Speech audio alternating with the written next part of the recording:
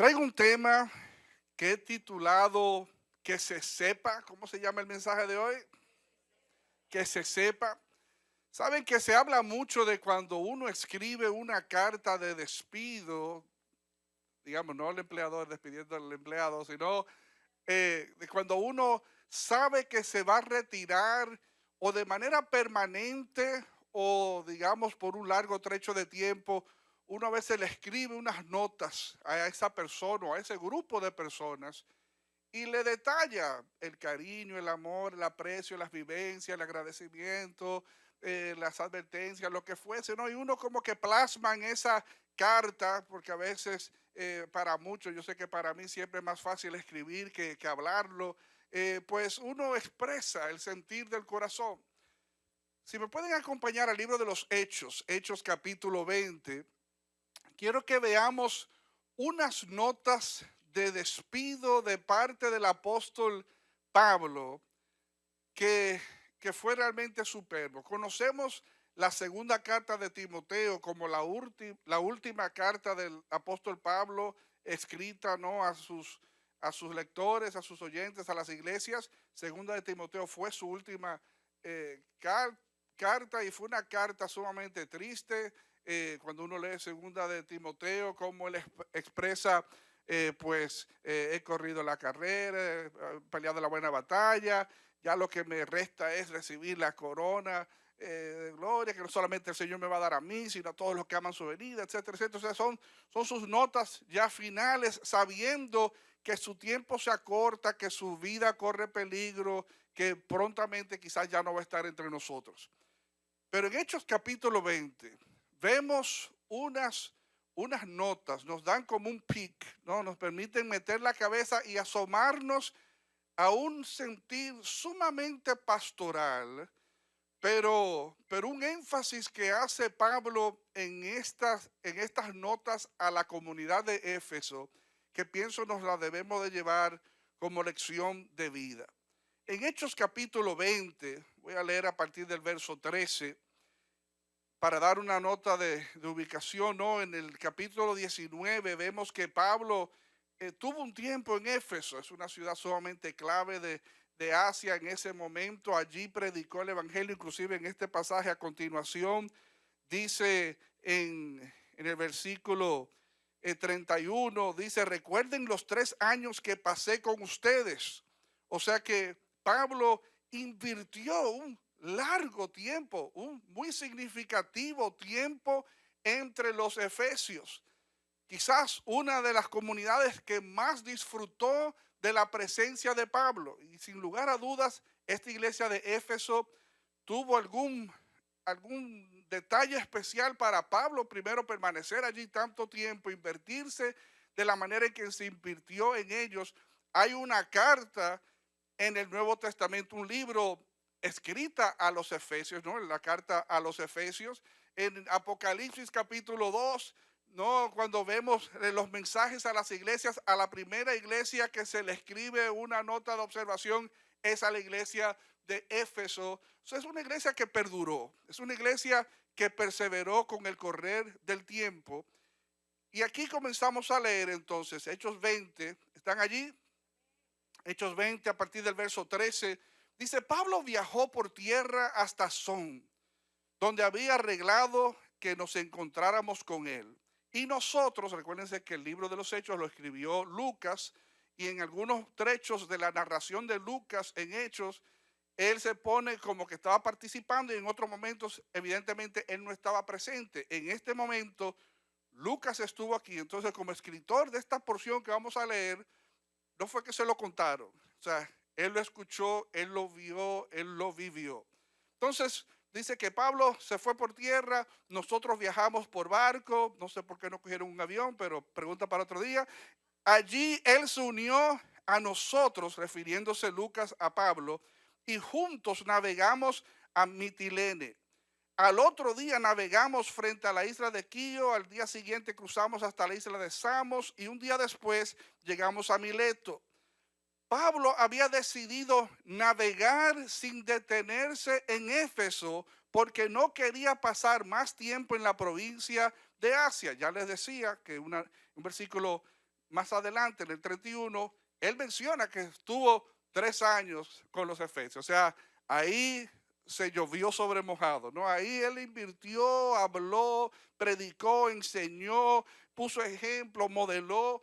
O sea, pasó un buen tiempo y por las razones que sea, aunque sabemos cuando leemos la historia de Éfeso, tuvo mucha oposición Pablo en Éfeso. A pesar de que estuvo allí por un buen tiempo, tuvo muchísima oposición al estar en esa comunidad de parte de los judíos, de parte de los no judíos. Se levantaron calumnias, hubo presiones de todo tipo donde hasta su vida corrió peligro.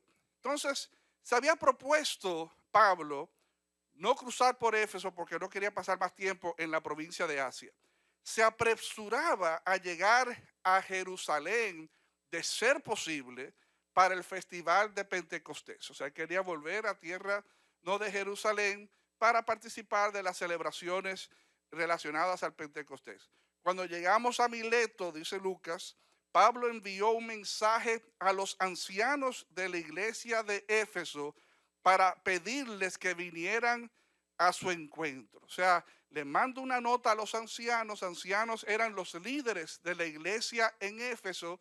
No, ancianos eran esas personas asignadas a estas iglesias que nacían. Eran, otra palabra que se usa mucho en el Nuevo Testamento, inclusive se usa el vocablo en español, es episcopos, o aparece en el Nuevo Testamento como obispos, ¿no? Personas asignadas para supervisar, velar, ¿no? Y dirigir y administrar los asuntos de una iglesia local. Digamos, estos eran los pastores. Él estaba convocando a los pastores de Éfeso que se diesen cita donde él se encontraba aquí en Mileto, porque quería reunirse con ellos. ¿Están conmigo hasta ahora? Versículo 18. Cuando llegaron a donde estaba Pablo, Pablo declaró lo siguiente, dice, ustedes saben que desde el día que pisé la provincia de Asia hasta ahora, he hecho el trabajo del Señor con humildad y con muchas lágrimas. Aquí vemos un apóstol Pablo, no que está, como vamos a ver en este contexto, ya está medio preavisado quizás en el espíritu de que he's in his last leg of his run. O sea que él está ya en la última vuelta de su recorrido no ministerial. Y él les confiesa a ellos, ustedes saben que con mucha humildad, yo casi siempre digo que yo no tengo a Pablo por ser de los más humildes, pero we'll take his word for it, ¿no? O sea, dice él, con mucha humildad y con muchas lágrimas he soportado las pruebas que me vinieron como consecuencia de las conspiraciones de los judíos.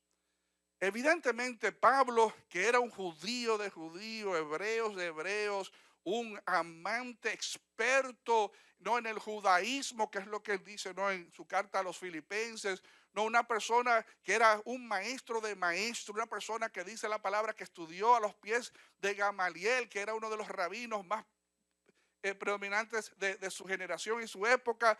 O sea, Pablo era un erudito, un estudioso, un sabio, una persona con mucho manejo de las tradiciones, de la cultura, de la historia del pueblo judío y de la teología hasta el momento no de su pueblo. Sin embargo, cuando se encuentra con Jesús y bota esta piel religiosa y deja de ser uno más de los religiosos y tiene un real encuentro con Jesús y su vida es transformada y se dedica a predicar a Jesús por doquier, a judíos, a no judíos, a libres, a esclavos, a todo el mundo. Evidentemente eso molestó a la comunidad judía. Molestó, ¿no? Que de repente esta persona había desertado de sus filas y se estaba dedicando a este nuevo movimiento, a como se le llamaba en esos entonces, siguiendo a los del camino. ¿Quién es el camino? Jesús. Yo soy el camino, yo soy la verdad, yo soy la vida. Inclusive antes de que se llamasen cristianos, se le conocían la gente del camino. Y evidentemente era un camino nuevo. Estaban yendo en contra de la corriente. Es lo que a veces pasa con nosotros. nos criamos bajo la sombrilla de una iglesia tradicional. ¿Están conmigo?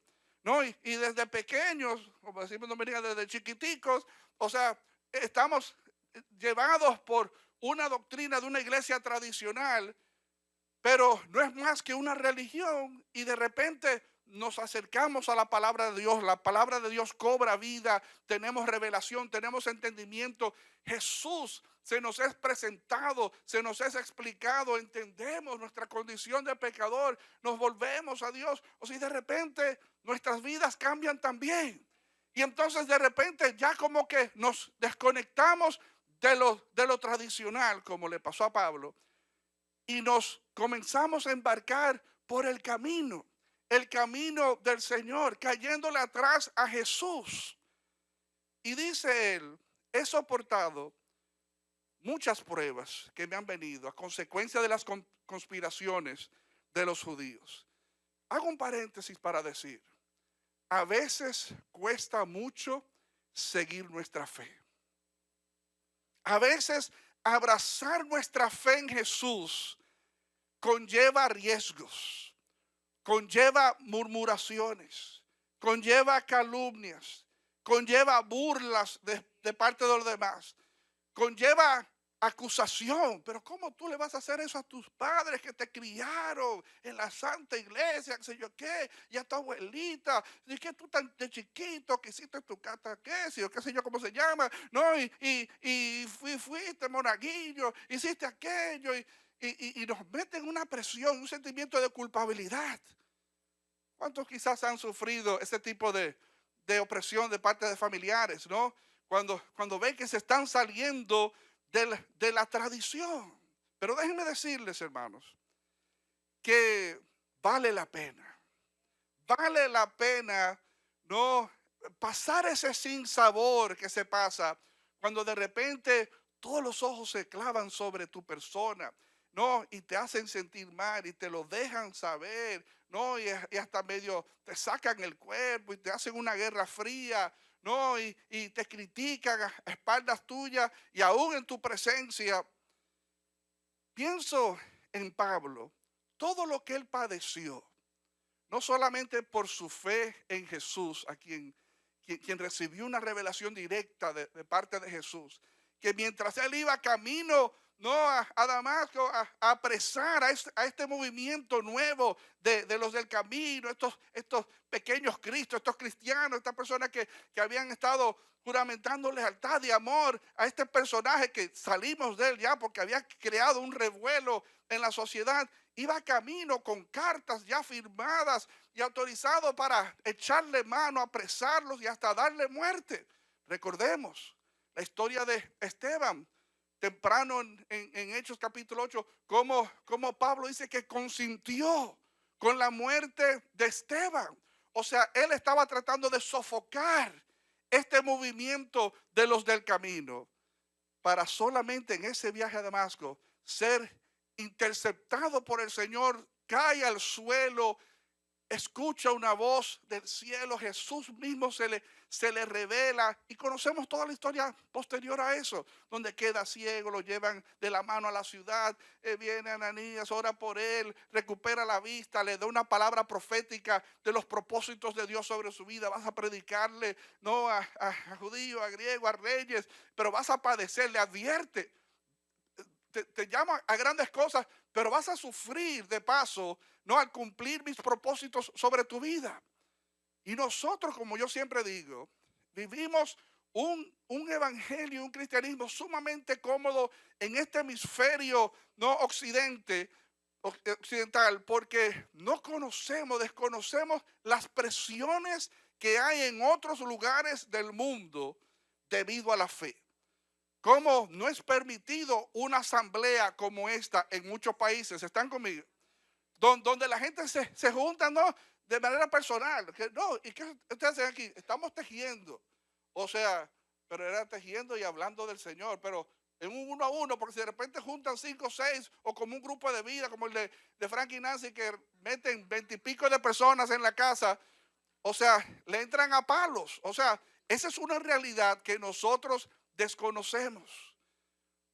Fíjense, segunda de Corintios, vayan conmigo allí, segunda de Corintios, capítulo 11.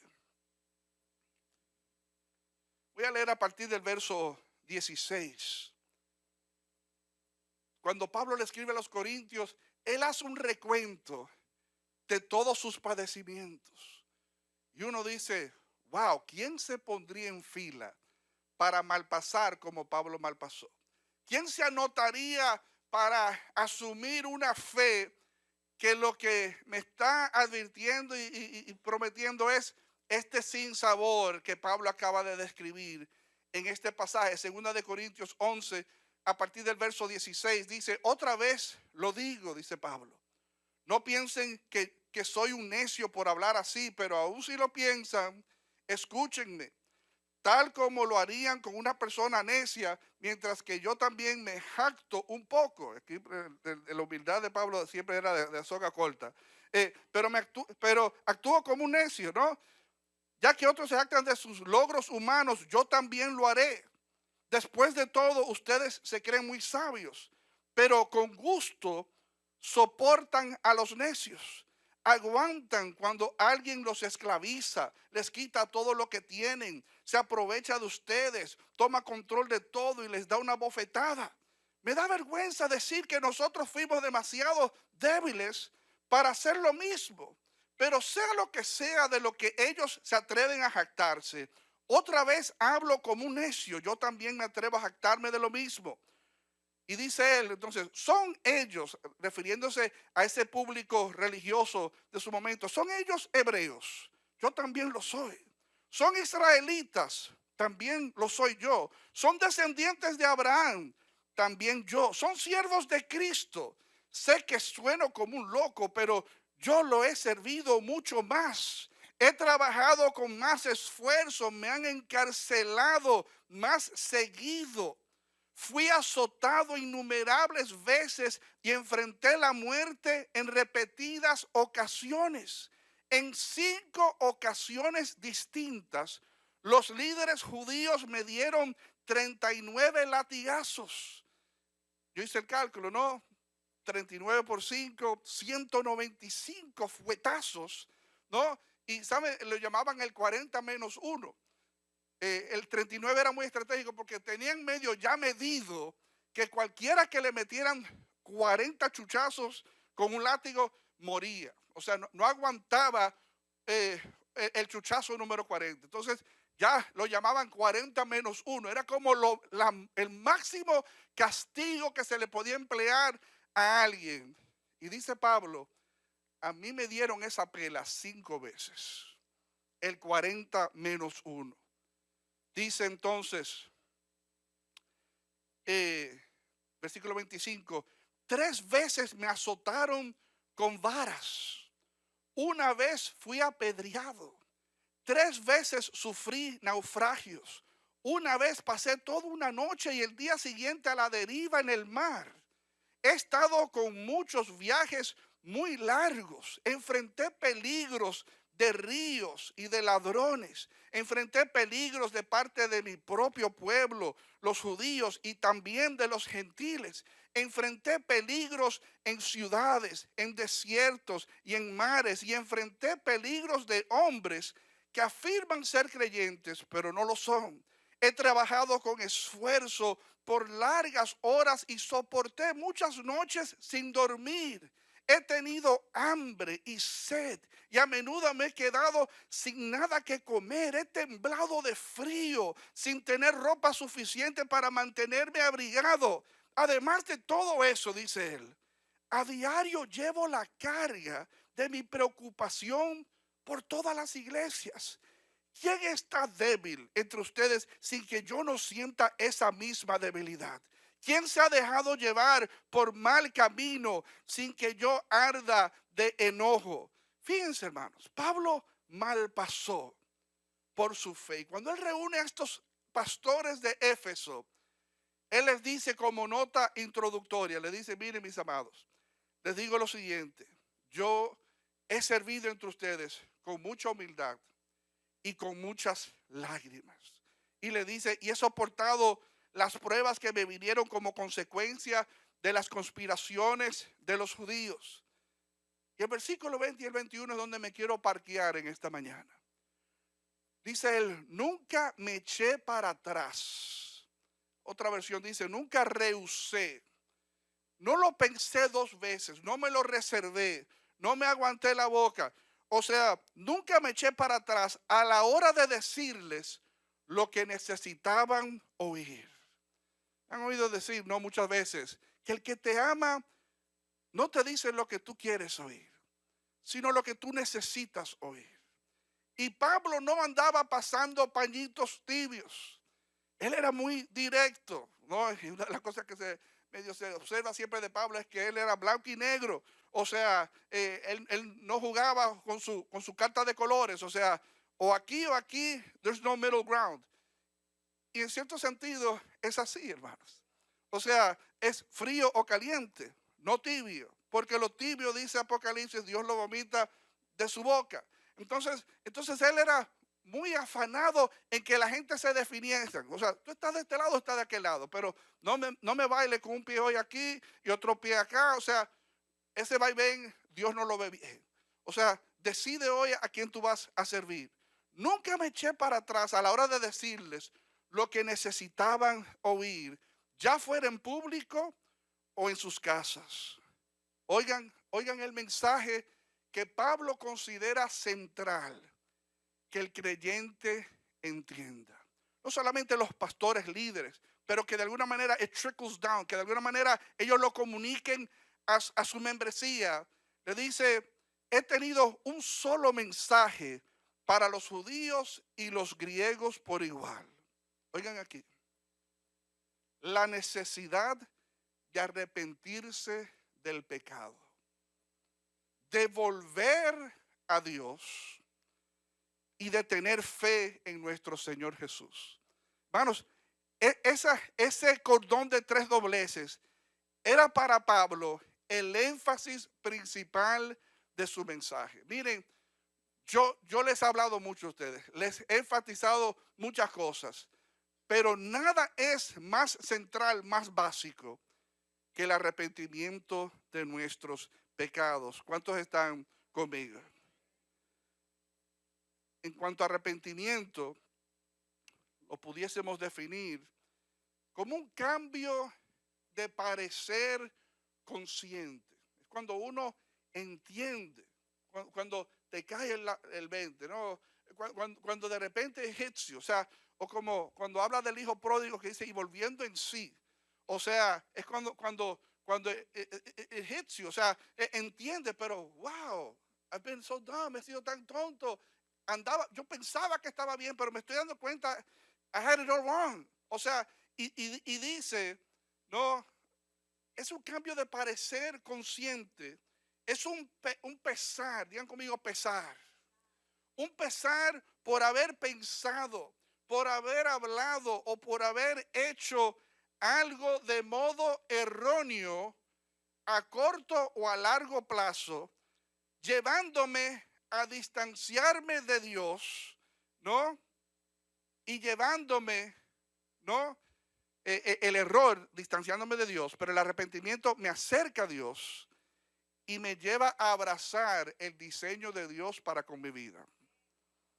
Arrepentimiento, un cambio de parecer de lo mal que yo he venido caminando. Me pesa, wow, cuánto lo lamento.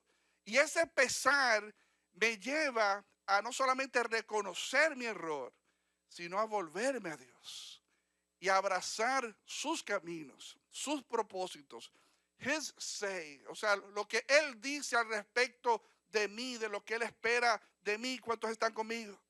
Por eso vemos en Mateo capítulo 3, versículo 1, cuando Juan el Bautista estaba comenzando su ministerio, decía Juan, arrepentíos que el reino de Dios os ha acercado, hermanos. O sea, el arrepentimiento es central a la fe cristiana. Cuando Jesús estaba predicando en Mateo 4, versículo 17, dice, desde entonces comenzó Jesús a predicar y a decir, arrepentíos porque el reino de los cielos se ha acercado. ¿Están conmigo, amados?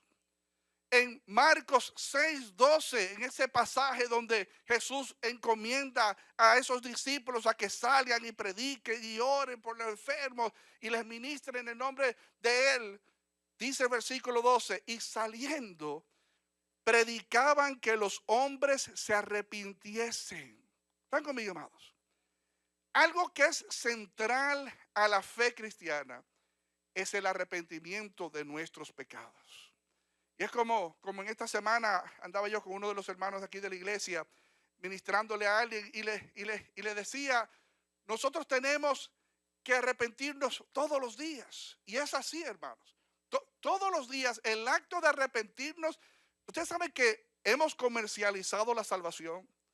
Hemos comercializado la salvación al punto donde creemos que la salvación es solamente salir de tu asiento, pasar aquí, levantar la mano, salir de tu asiento, que oren por ti, repetir una oración modelo.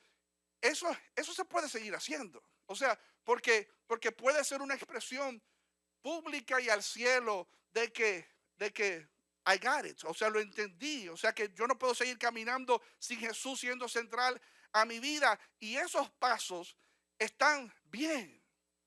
En la Biblia lo que vemos es que escuchaban el mensaje y respondían al evangelio bautizándose de una vez. ¿Cuántos están conmigo? O sea, eso es lo que vemos en el Nuevo Testamento. Escuchaban, creían y cuchuplú, buscaban un cuerpo de agua y lo bautizaban. Vivimos tiempos distintos, donde ahora lo programamos, tenemos 2 o 3 bautizos al año. No, y la manera de uno canalizar nuestra intención, no de volvernos a Dios y de caminar en nuestra fe en Cristo Jesús, es lo que la iglesia ha embotellado como los pasos de salvación. Se predica el mensaje, se hace un llamado, crees esto, responde, ¿quieres hacer Jesús Señor y Salvador de tu vida? Sí, pasa al frente, oramos, haz esta oración. Todo eso es válido. Pero el arrepentimiento de nuestros pecados, hermanos, es clave. Porque pueden haber gente que pasen al frente y lo único que quieren es ser parte de una comunidad que los hace sentir bien. Y no se trata de eso, hermanos.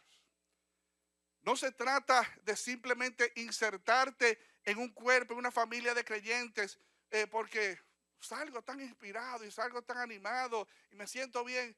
No. Arrepentimiento de nuestros pecados, hermanos, es central. Si nosotros no nos arrepentimos, si no hay un pesar, pero no solamente ese día en que usted se convirtió, todos los días, hermanos.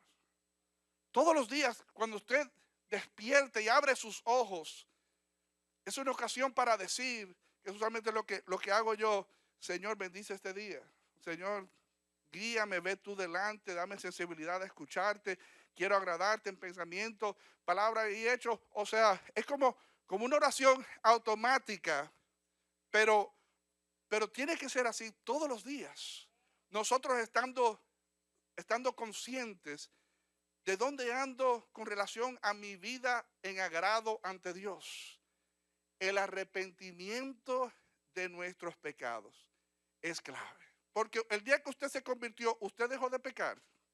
Usted no volvió jamás a faltarle a Dios, a pisar en falso, a salirse de los rieles. Claro que sí, todos fallamos constantemente. Y por eso dice Primera de Juan, y si alguno hubiese pecado, abogado tenemos, ¿no? Que es fiel y justo para perdonar nuestros pecados.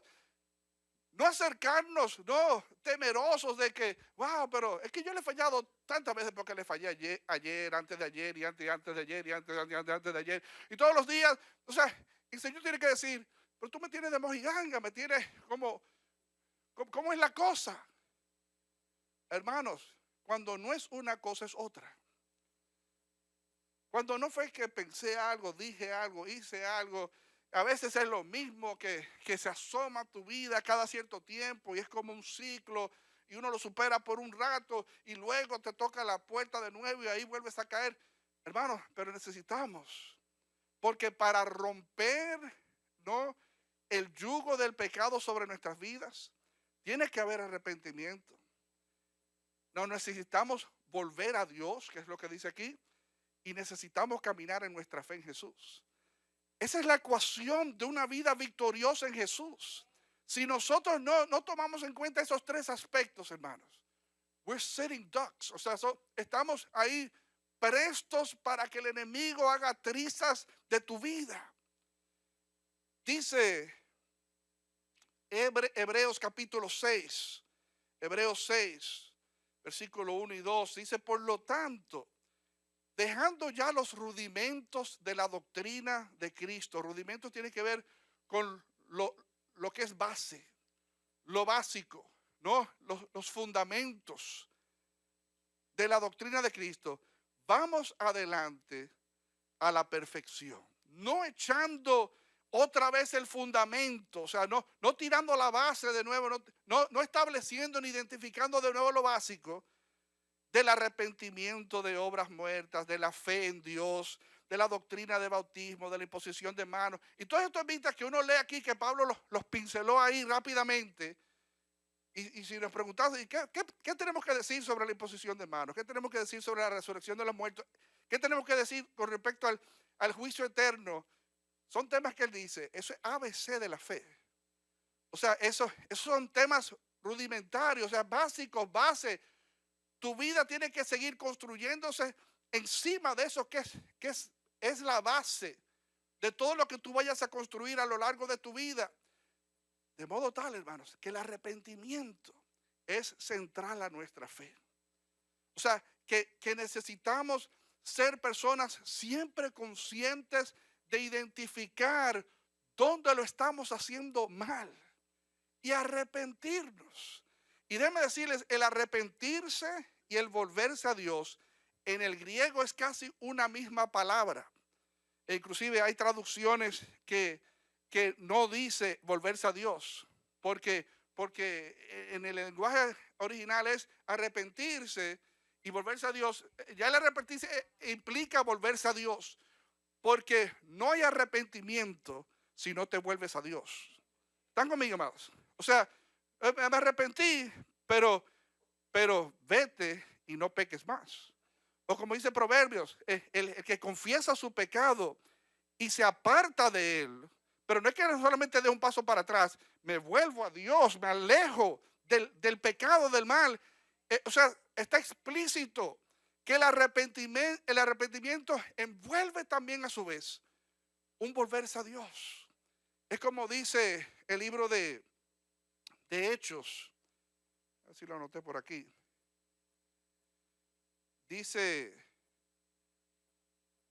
no lo tengo aquí aparentemente, pero Hechos 3 dice, arrepentíos y convertíos para que venga del cielo tiempos de refrigerio. O sea, arrepentíos y convertíos es dos expresiones, pero realmente es una. Cuando se habla de arrepentimiento, envuelve el convertirse, que significa que yo estoy caminando erradamente, pero si me convierto, doy media vuelta, giro de 180, porque si estoy caminando y doy un giro de 360 grados, sigo caminando mal, ¿no? O sea, siempre tengan eso pendiente. Estoy caminando y me convierto, es un giro de 180 grados. Y me vuelvo hacia Dios. Me vuelvo hacia los caminos de Dios. Arrepentimiento y volverse a Dios siempre va de la mano. Y quiero decirte a ti, hermano, hermana, o amigo o amiga, tú que tienes 30 años en esto de la fe, o tú que apenas tienes 3 años o 3 meses o whatever you have, decirte todos los días, tú tienes que vivir con esto que Pablo catalogó, diciéndole, yo les he dicho lo que ustedes necesitaban oír. Para mí es de sumo peso que en unas notas finales, porque fíjense que en ese pasaje de Hechos 20, si van de nuevo allí conmigo, dice Hechos 20 a partir del verso 22, dice, ahora estoy obligado por el Espíritu a ir a Jerusalén, dice Pablo. No sé lo que me espera allí, solo sé que el Espíritu Santo me dice en ciudad tras ciudad que me esperan cárcel y sufrimiento. Hermanos, this is what he signed up for. O sea, a esto fue que se anotó Pablo. Y se lo dijeron de manera profética cuando le restauraron la visión. Señor te llama y va a hacer grandes cosas en ti a través de ti, pero va a venir a un alto costo. Vas a saber lo que es padecer por mi nombre. Nosotros lo tenemos fácil, hermanos. Nosotros estamos eh, así en bandeja de oro. Pero Pablo sabía que a él le iba a costar. Y dice, lo único que el Espíritu Santo en todas las ciudades donde yo voy me sigue susurrando al oído a través de personas y en mi propio corazón es, in your next stop, en tu próxima parada, te esperan penurias, te espera oposición, te espera sufrimiento, te espera persecución. Oigan el versículo 24, piensen, este es uno de los pasajes donde yo veo a Pablo el pastor. No a Pablo el evangelista, no a Pablo el misionero, no a Pablo el apóstol, a Pablo el pastor.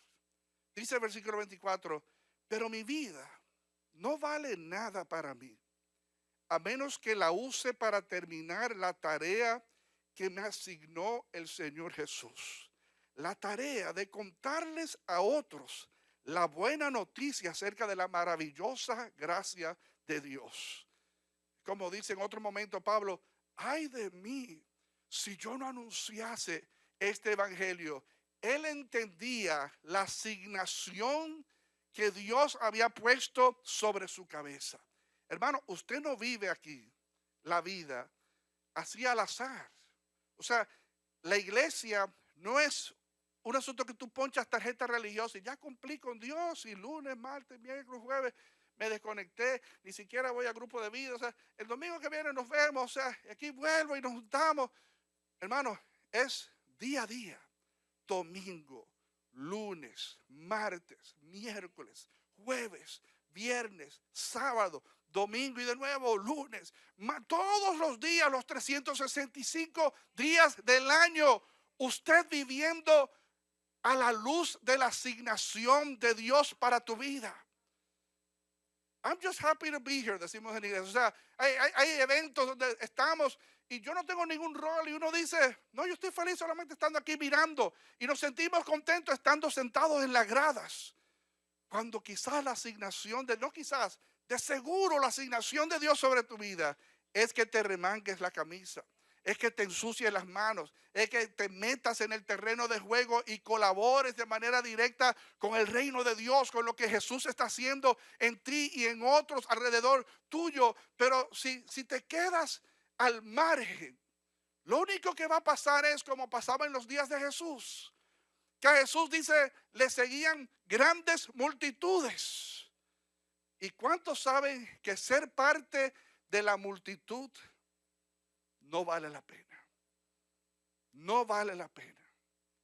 Jesús quiere que tú seas un discípulo, que tú seas un seguidor de Él, que tú vivas tu día a día comprometido, que cuando te miren a ti otros, los judíos o quien sea, puedan decir, ese andado con Él. Ese es uno de ellos, como decían de Pedro, ¿se recuerdan? Habla como Él, whatever that is. Yo lo leo y yo siempre digo, pero ¿y qué es eso? ¿Será las palabras que escogía? No, porque a veces uno sabe, por la jerga evangélica, no, a veces uno identifica a los cristianos, pero tu rostro, tu mirada, tus ojos, tus actitudes, tus decisiones, tus palabras, sean cortas o muchas, no, en un momento determinado, hace que otro identifique inmediatamente. A mí me ha pasado miles de veces. Yo digo, esta persona tiene valores de Dios sobre su vida. Esta persona debe de ser cristiana porque muestra, no, una actitud distinta, una fragancia a los demás. Porque el Hijo de Dios despide una fragancia particular, hermanos. Y necesitamos nosotros, como dice el apóstol Pablo, no decir, mi vida no tiene valor, al menos que yo esté pisando la asignación de Dios sobre mi vida. Y ese era el gran afán de Pablo. Y quizás tu único afán es pagar la renta el 30 del mes, que tu hija no salga embarazada, que peleen menos con su esposo este mes. O sea, no sé, o sea, esa es tu única meta. cuando tú te arrepientes y te vuelves a Dios y comienzas a vivir tu vida de fe en Cristo Jesús, todo lo que tiene que ver con tu vida va a cambiar. Todo lo que tiene que ver con tu día a día va a cambiar, va a sufrir el impacto del evangelio. Y oigan cómo dice el versículo 25, y ahora sé que ninguno de ustedes a quienes le he predicado del reino volverá a verme. Esta es una reunión que él hizo especial con los líderes de Éfeso. No lo veo con los líderes de Filipos, que fue una gran iglesia, con los líderes de Colosas, con los líderes de Corinto, con los de Éfeso. Los líderes le dicen, yo sé que ninguno de ustedes han de volverme a ver. Hermanos, con el corazón en la mano, Pablo está sembrándole algo que él consideraba de sumo valor a estos líderes de esta iglesia en Éfeso. Oigan como dice, declaro hoy que he sido fiel. Si alguien sufre la muerte eterna, no será mi culpa, dice Pablo. Si alguien sufre la muerte eterna, no fue porque yo dejé de decirle, no lo que tenían que escuchar. Y yo pregunto, hago otro paréntesis, en tu vida con tus seres queridos, ¿has tenido tú la oportunidad de hablarles sobre Jesús, la vida eterna, la condenación eterna, el valor de abrazar la fe, la oportunidad de conocer a Dios aquí, ahora, vivir para Él, experimentar su gracia, su favor? ¿O eres tú pasivo con tu fe? ¿No? Y mañana se te muere ese amigo, ese familiar, ese compañero de trabajo. Y tú lo vas a pensar, pero rápidamente vas a ocupar tu mente porque you don't want to go there. Tú no vas a querer entretener ese pensamiento mucho porque te va a hacer sentir mal. Wow, ¿cuál será el destino eterno de esa vida? Yo tenía palabras de vida eterna y no le dije nada a esa persona. No compartí mi fe. Y Pablo dice, yo voy a dormir tranquilo. O sea, si alguien se pierde eternamente, eso no tiene que ver nada conmigo porque yo hice mi parte. Yo le dije a cada quien lo que necesitaban hacer. Y todo se centra, hermanos, en ese mensaje tripartito.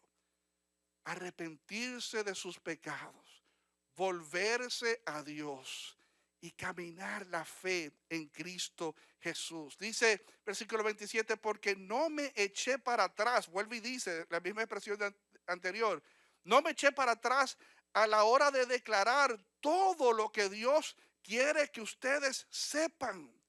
Oigan el pastor aquí hablando, versículo 28, entonces cuídense a sí mismos y cuiden al pueblo de Dios, alimenten y pastoreen al rebaño de Dios, su iglesia comprada con su propia sangre, sobre quien el Espíritu Santo los ha designado líderes. Hermanos, esta nota final de Pablo a estos líderes, él quería reiterar algo para que no se dejara de saber, que se sepa, hermanos, el arrepentimiento. Quiero decirte tú que estás aquí, tengas mucho tiempo, tengas poco, necesitamos arrepentirnos. El arrepentimiento va a ser la puerta que va a levantar de tus hombros una pesada carga que tú vienes llevando y no sabes, tú la acomodas sobre tus hombros, no te cansas en el hombro izquierdo y te lo pones en el hombro derecho, pero ahí estás tú siempre cargando las mismas 75, 125 libras de más sobre tu vida, queriendo Dios quitártela de encima. Ligera es su carga. Ligera es la carga del Señor sobre nuestras vidas. Vengamos al Señor arrepentidos. No solamente en un escenario como este, donde quiera que nosotros estemos, poder decir, Señor, qué mal lo hice. Señor, perdóname por esto, por aquello, no debí, Señor, qué mal me siento, porque es esa pena, es ese pesar, hermanos, lo que Dios mira con agrado. Si tú estás justificando, no, lo que pasa fue que el otro, yo no me podía quedar así, y que, bueno, pero él se la buscó. No, hermano, si comienzas a tirar bombas de humo, hermanos, estás perdido. No estás dando pasos de restauración sobre tu vida. Como en los deportes, si das una falta en baloncesto, levanta tu mano, no hagan que vayan a la cámara a ver qué pasó. O sea, reconoce, lo hice mal. O sea, y es en ese reconocer tu error, Dios te mira con ojos de compasión y Él te perdona. Porque cuando nos arrepentimos, no es solamente para acarrear consecuencias negativas, es también para sanar nuestros corazones, para reencaminarnos a lo que Dios tiene para ti. Dice de nuevo ese verso, la necesidad de arrepentirse del pecado, la necesidad, díganme conmigo, necesidad de volverse a Dios. One and the same, es lo mismo. Cuando uno se arrepiente, uno se vuelve a Dios y de tener fe en nuestro Señor Jesús. Como el hijo pródigo, que la hizo muy mal con su papá. Se arrepintió, pero su arrepentimiento estaba ligado a un volverse a su padre. ¿Cuántos están conmigo? Dice, iré a mi padre, volveré a casa y le diré a mi papá, papá, lo hice muy mal, perdóname. Es en ese arrepentimiento y ese volverse a Dios que nosotros entonces recuperamos la fe en Jesús para seguirlo haciendo bien, para hacerlo mejor y para vivir la vida que Él tiene para nosotros. ¿Cuántos creen eso, hermanos? ¿Cuántos creen eso? Vamos a estar de pie.